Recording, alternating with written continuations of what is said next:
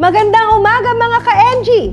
Handa na ba kayo sa mga engaging topic na aming inihanda para sa inyo?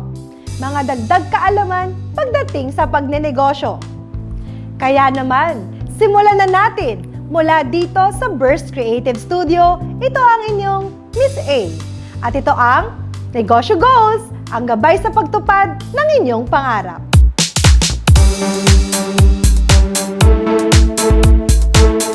Para sa ating star bisita, kaninong negosyo kaya ang binisita ng ating ka-NG na si Benji Paras? Hello Benji, asan ka?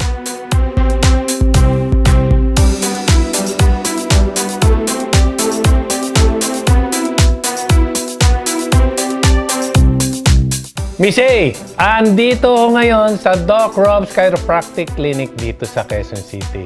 And Doc Rob Walter is the husband of actress, singer, model, Patricia Javier. Okay, bago muna sa business, konting background naman, paano kayo nag-meet dito?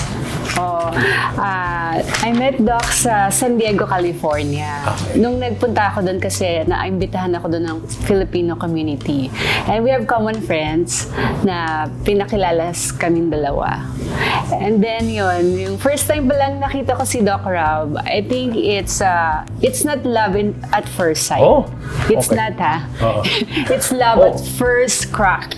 First crack! Okay. Joke lang. Doon na sa San Diego nag-start lahat. At nag-stay ako sa San Diego for almost 13 years. Okay. Nung kinasal na kami ni Doc Rob. Tapos you have two kids. Yes, now we have two kids, si Robert at si Ryan. Okay. Ano yung pinaka-role mo rito? Dito sa business? Oo. Dito sa business, ako talaga yung operational manager. So, ang aking role dito ay ako yung umiikot sa lahat ng mga clinics namin to make sure na talagang everything is aligned. Okay. na Parang buto Yeah. Ngayon, let's go to Doc. Doc, can you give us a background? What is Chiro? Chiro and chiropractic and benefits of that. Yeah, so chiropractic, we basically take care of one's spine, right? But Okay. what's the big deal? Why do we take care of the spine? Well, the spine is very, very, very important to take care of the nerves, right? This is your spinal cord. But what happens, we have stress on our spine and it affects the nervous system. And that leads to malfunction, that leads to back pain, headaches, dizziness, numbness, tingling. And so chiropractors, we care for the spine so that the nerves can communicate to the body so that you can become healthier.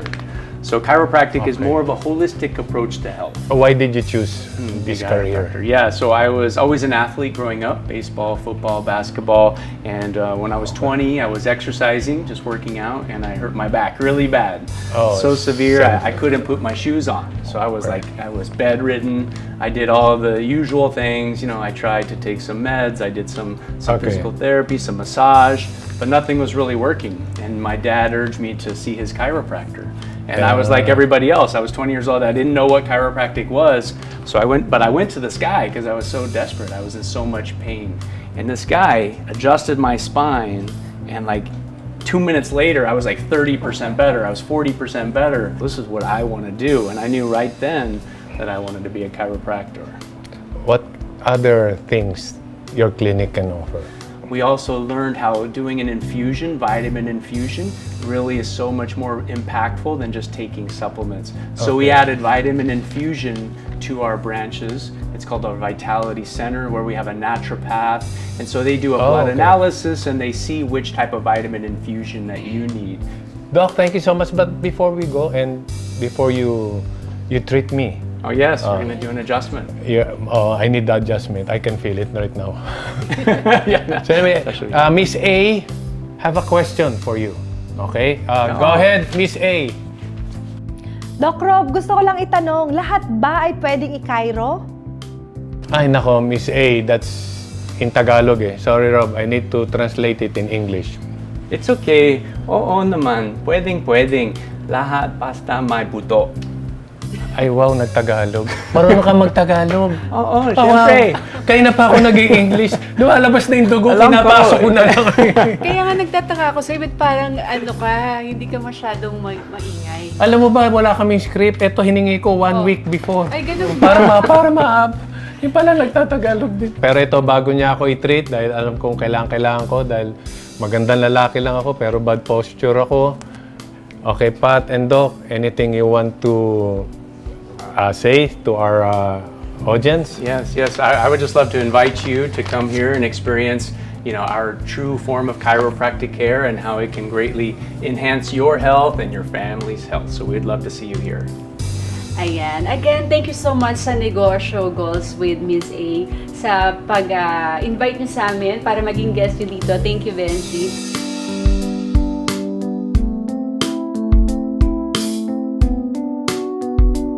And so that's what we're doing here. We're doing these very specific spinal adjustments to bring back the posture so that the nerves and the joints work properly.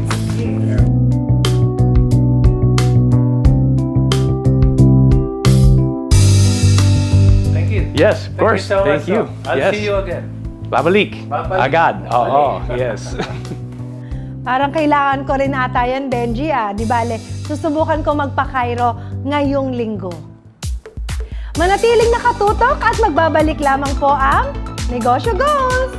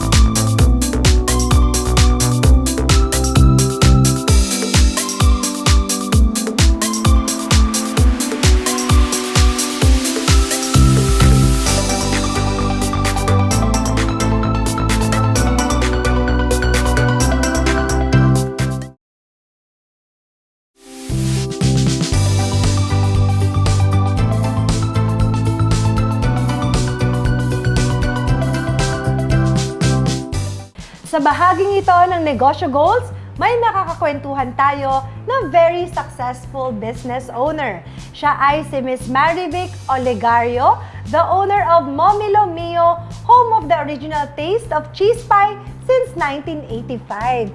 Hello, ma'am. Ang tagal na pala ng business nyo. Yes, Miss A. Actually, yung 1985, yung ating signature product na cheese pie. So, Momilo Mio is a revival of the all-time favorite cheese pie. Which is your bestseller po, yung cheese pie natin, ninyo. yes. And ano po yung reason behind?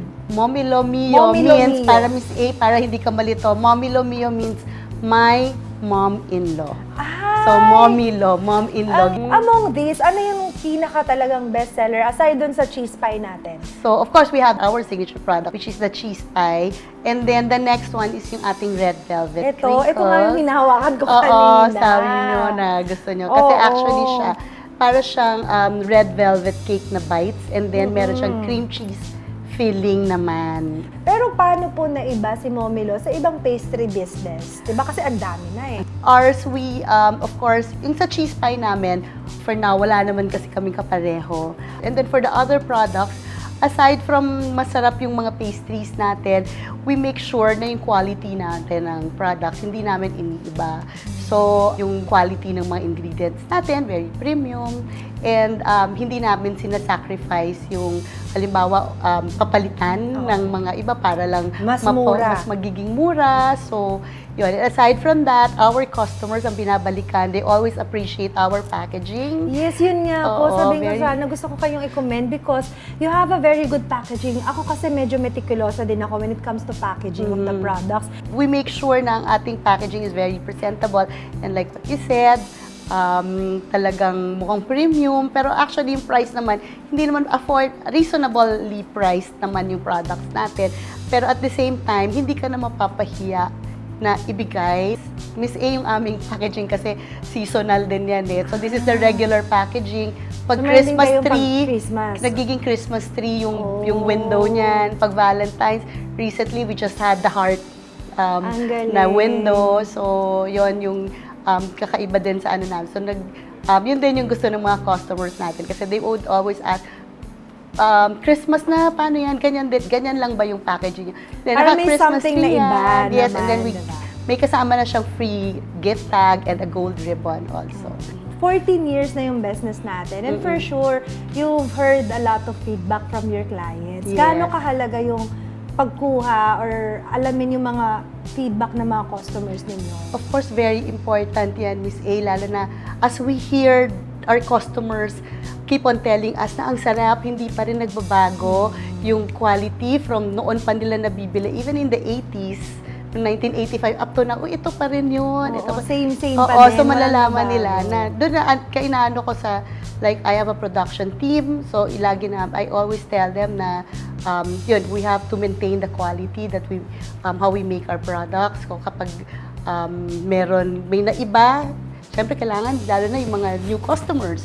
So, kailangan, pag natikman nila ngayon, sa next bili nila, kailangan yun pa rin ang matitikman nila, hindi maiiba, hindi tsamba.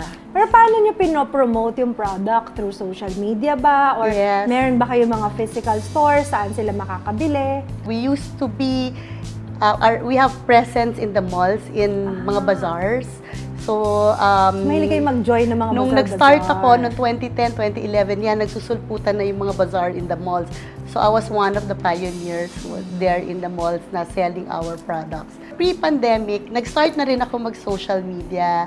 So, noong 2018, 2019. So, nung nag-pandemic na, medyo nagkaroon din ako ng, kumbaga, alam ko na paano gagawin on social media, like for mga ads siya. So, naglalagay kami ng budget for it. Eh, syempre, hindi po ako papayag na hindi ko matitikman yan. Please, Miss A. Ngayon, di ba? So, tikman natin yung famous cheese pie ninyo and yung red velvet na bestseller din nila, mga ka-NG. Iinggitin ko muna kayo. Kasi nga, di ba, imagine 14 years na ang business ni ma'am. At ang isa sa mga sekreto is hindi nababago ang kalidad. Yes. From the first time na inilabas ninyo ito up to now.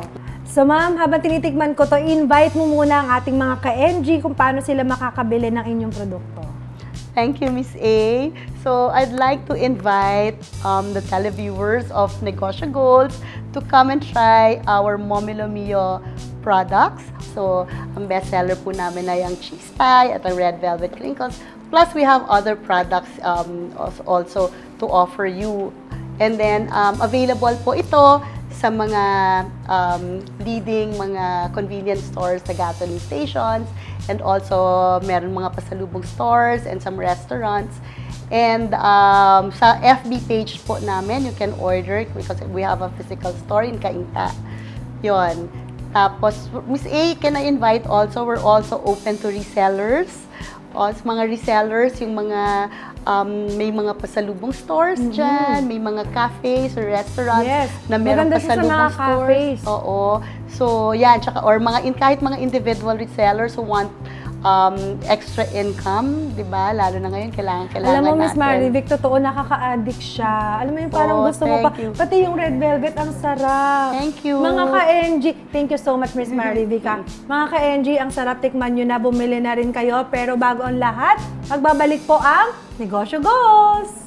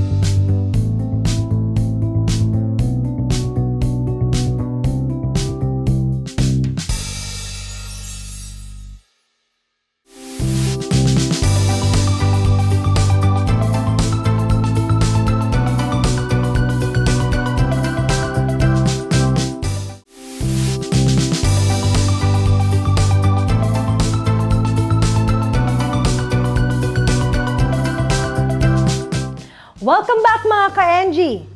Kayo ba ay isang negosyante pero sobrang mahiyain? Nako, kailangan ninyong panoorin ang susunod naming ipapakilala na dati ring mahiyain pero nahanap ang sarili na may passion pagdating sa online selling. Panoorin natin ang kanyang kwento. Ako po si Ana Marie, 32 years old at may isang anak din po. Yung linya ng negosyo namin is gas station. Nagsimula ako sa Lux bilang district distributor and then nag-upgrade ako bilang provincial distributor ngayon ng Pampanga. Nung pandemic, nag-try kasi akong mag-TikTok. And then, ayan, nung nag-TikTok tayo, nag-boom yung mga followers natin. Tapos, nag-start na mag-business si Miss A. Pinadala niya tayo ng PR box ng Lux Slim and Lux Skin. And then, after, nung nagamit ko siya, wow, ang ganda. Sa lahat po na nagpadala sa akin ng mga PR box, yung Lux Slim talaga yung nagustuhan ko. That's why, piniem ko siya kung pwede akong maging distributor. First time ko din pumasok sa online noon, nung sa Lux, and then sabi niya, sige po. And then, pinorward niya ako sa provincial distributor ng Pampanga, tapos yun tuloy-tuloy na. At syempre, very thankful din ako sa Lux dahil dumami din yung kaibigan natin. Yung mga kamukha natin distributor, nakilala natin, meron na tayong kilala sa iba't ibang lugar, na dati mga Pampanga lang o Pampangueños lang yung mga kilala natin. So, ang dami ko na nasubukan ng iba't ibang brand. Marami rin po nagpadala sa akin ng mga PR box. Pero bakit yung Lux yung pinili kong i-market? Kasi napakaganda niya. Like yung macchiato, wala siyang aftertaste. Ang sarap niya. Sa lahat ng slimming coffee, yun yung pinakamasarap na natikman ko. And then yung cucumber dalandan, sa mga hindi pa po nakatry ng cucumber dalandan, guys, itry nyo. Napakasarap niya. And then after a few hours, lahat tanggal yung mga kinain mo. Yung mga usual na nagiging customers ko ay yung mga gustong maging healthy, gustong maging slim, at the same time, di ba, yung maging healthy sila. Yun yung mga laging bumibili sa akin. Yung ma-advise ko lang po sa mga gustong maging distributor, reseller ng ating product, una, syempre, itest mo muna sa sarili mo para makita mo yung effect ng product. And then after, kapag nagustuhan mo, pasukin mo na. Kasi sigurado, dahil sa'yo hiyang, sigurado magiging sa iba din, magiging hiyang din nila. At yung maganda sa Lux, napaka hands-on po ng ating CEO. Kaya hindi na siya mahirap i-market. Basically, nawala yung pagiging mahihain ko dahil sa support ng pamilya namin at saka yung, especially yung mother-in-law ko. Lagi sinasabi, uy, nandyan ka na, ayusin mo na, galingan mo na. Lagi niya sinasabi sa akin yun. Kaya lagi akong sige na nga, nandito na nga ako, bakit hindi pa natin i-level up yung pagiging, yung pagiging online selling natin or pagiging online seller natin. And then after nun, yung husband ko rin, very supportive siya sa akin. Minsan nga, cargador ko nga siya.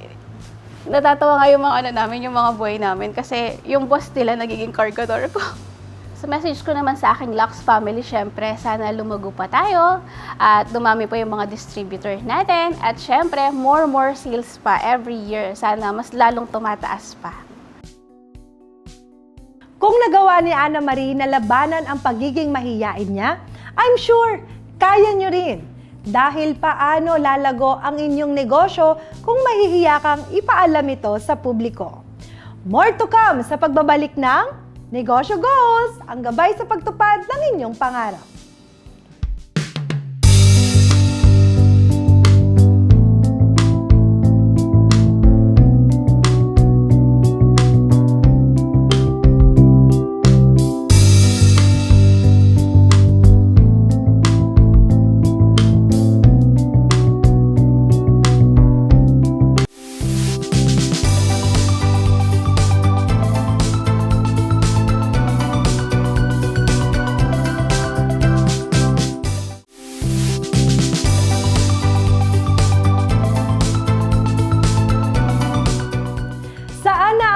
Piso mo.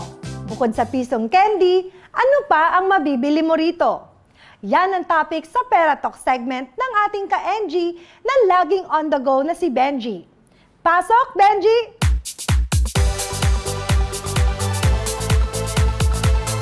Miss A!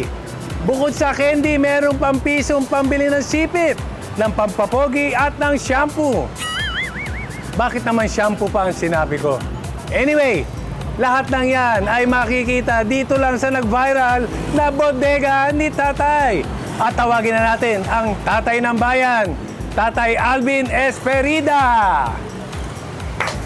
Sir, magandang hapon po. Salamat Magandang po sa araw. pagpasyal sa ating Ako, maraming salamat. At pwede mo ba akong itur dito sa iyong bodega Opo. at ipaliwanag kung paano nagsimula lahat? Tayo po sa loob. Balik kayo.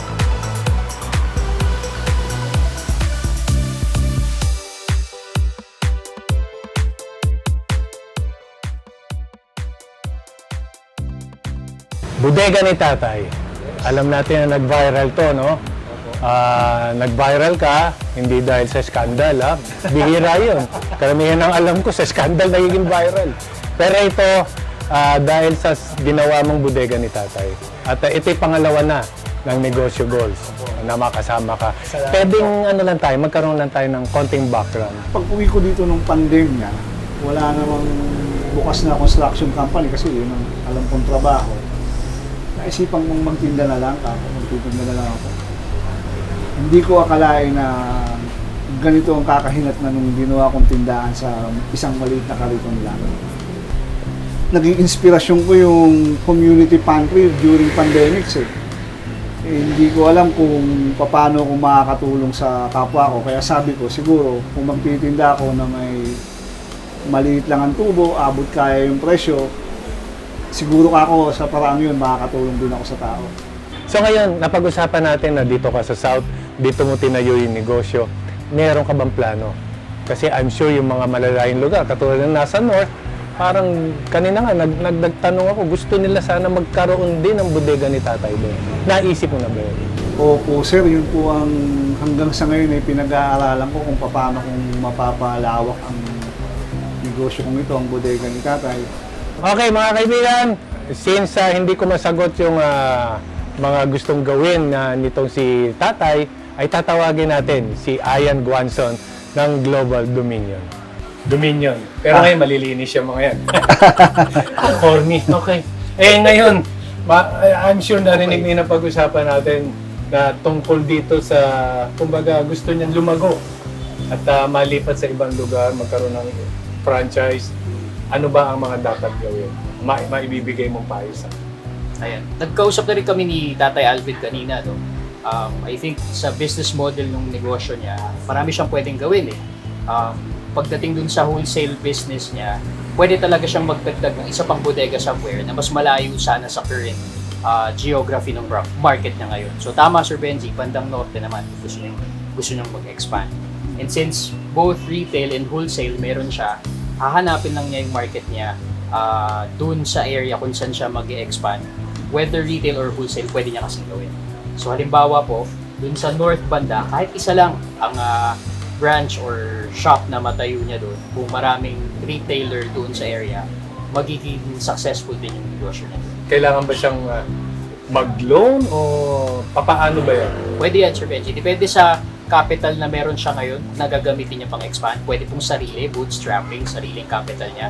Pwede rin siyang mag-loan or tinatawag naming accessing of credit or accessing of other people's money sa mga bangko or sa mga financing institutions, kagaya ni Global Dominion.